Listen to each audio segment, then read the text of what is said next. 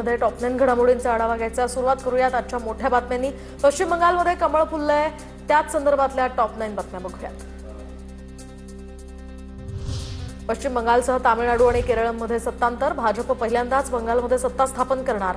केरळमध्ये काँग्रेसच्या हाती सत्ता, तर तामिळनाडूमध्ये थलपती विजयची टीव्हीके या पक्षाची 100 ही पार।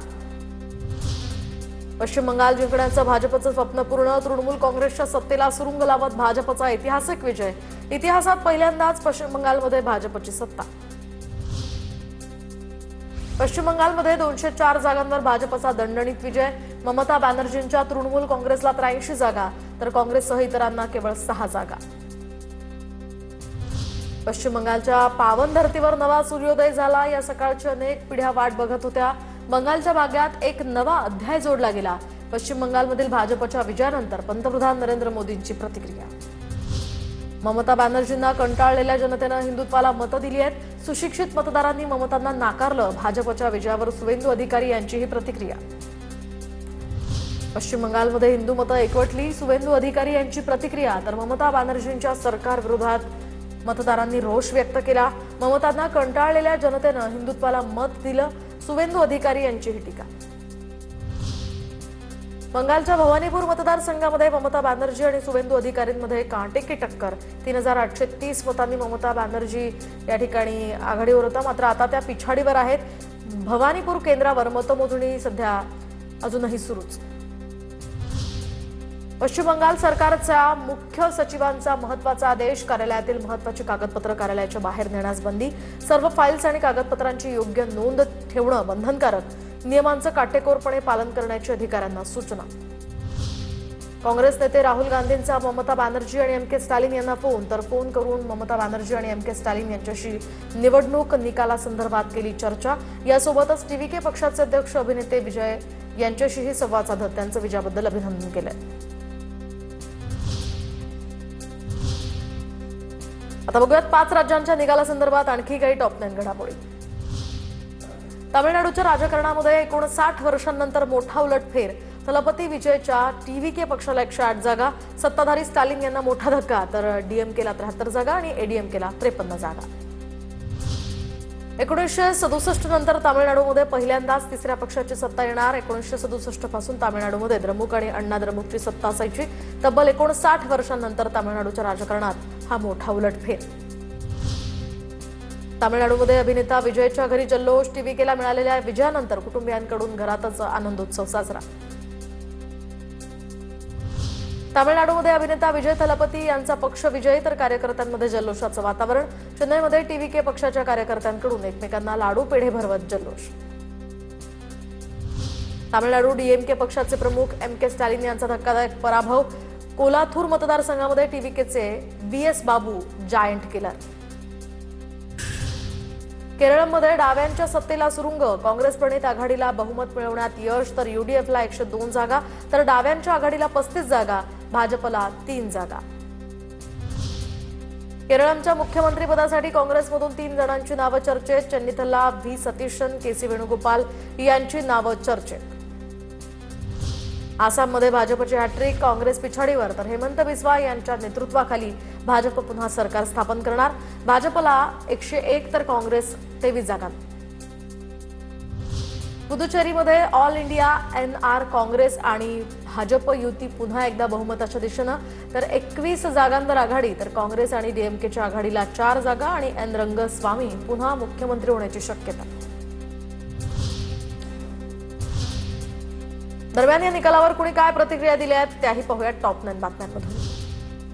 पश्चिम बंगालला कुशासनातून बाहेर काढण्याचं काम भाजपनं केलं। जनतेनं मोदींवर विश्वास दाखवला। घुसखोरी दहशतवादी कारवायांपासून भारताला वाचवणारा विजय, मुख्यमंत्री फडणवीसांचं भाष्य। 5 राज्यांपैकी 3 राज्य भाजप एनडीएनं जिंकली आहेत, त्याबद्दल मी पंतप्रधानांचे अभिनंदन करतो। खरा विजय हा बंगालमध्ये झालेला आहे। बंगालमध्ये मोदीजींचा विश्वास जिंकलाय, तर ममता दिदींचं भय पराभूत झालंय।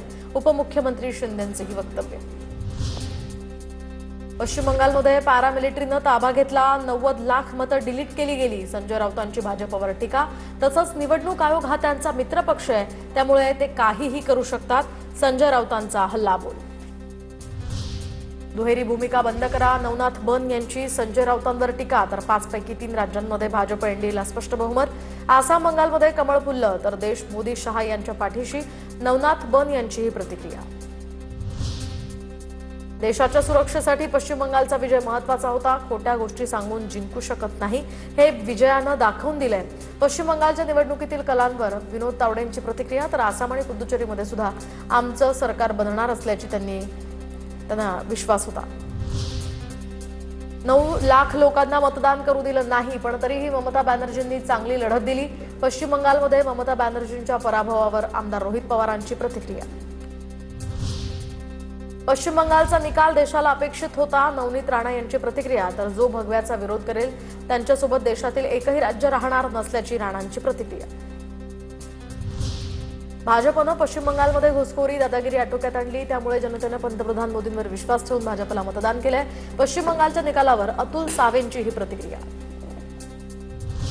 पश्चिम बंगालमध्ये लोकांनी हुकुमशाहीचा मुडदा पाडलाय, अन्याय अत्याचाराविरोधात जनतेनं कौल दिलाय. पश्चिम बंगालमधील निकालावर गिरीश महाजनांची प्रतिक्रिया. तर येणाऱ्या दिवसात ममता दिदींचं कुणी नावही घेणार नाही, महाजनांची ममता बॅनर्जींवर टीका. तर या विजयाच्या आणि एकूणच निकालानंतर कुठे जल्लोष पाहायला मिळाला तर कुठे राडेही झालेत. पाहूयात त्याच संदर्भातल्या घडामोडी. भाजपच्या ऐतिहासिक विजयानंतर भाजप कार्यकर्त्यांचा जल्लोष. दिल्लीमध्ये भाजप मुख्यालयाबाहेर एकमेकांना पेढे भरवत आनंदोत्सव, तर बंगालमध्ये झालमुरी वाटत जल्लोष.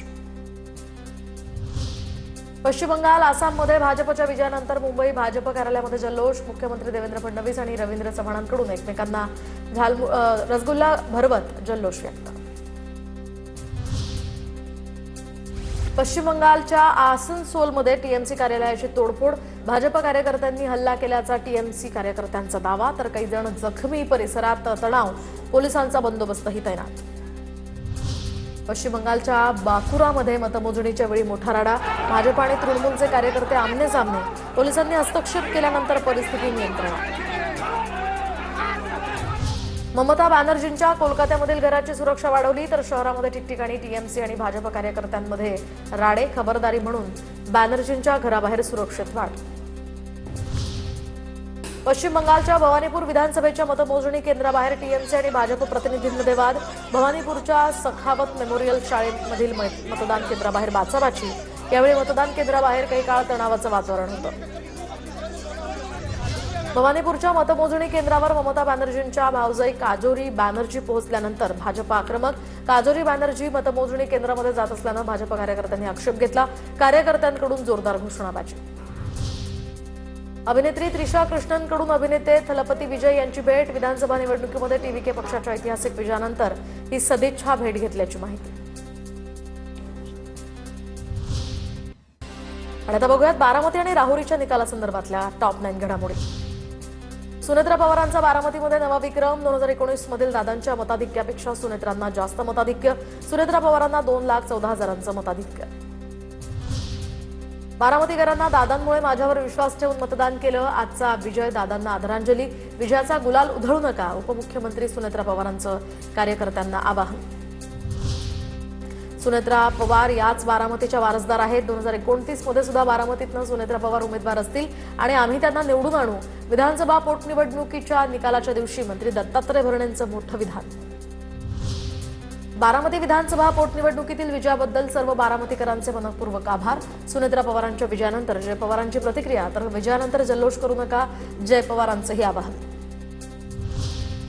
बारामतीमध्ये सुनेत्रा पवारांना मिळालेल्या प्रचंड यशानंतर आमदार रोहित पवारांकडून अभिनंदन. तर हा विजय म्हणजे अपेक्षेप्रमाणे बारामतीकरांना दाखवून दिलेलं त्यांनी अजितदादांवरचं प्रेम, त्यांना कृतज्ञतेनं वाहिलेली आदरांजली आहे. रोहित पवारांची ही प्रतिक्रिया. पोटनिवडणुकीमध्ये भाजपच्या अक्षय कर्डिलेंचा विजय. तर 1,34,000 मताधिक्यानं कर्डिलेंनी विजय मिळवलाय. अक्षय कर्डिलेंच्या विजयानंतर राहुरीमध्ये कार्यकर्त्यांचा जल्लोष. अक्षय कर्डिलेंना खांद्यावर उचलून घेत आनंद व्यक्त.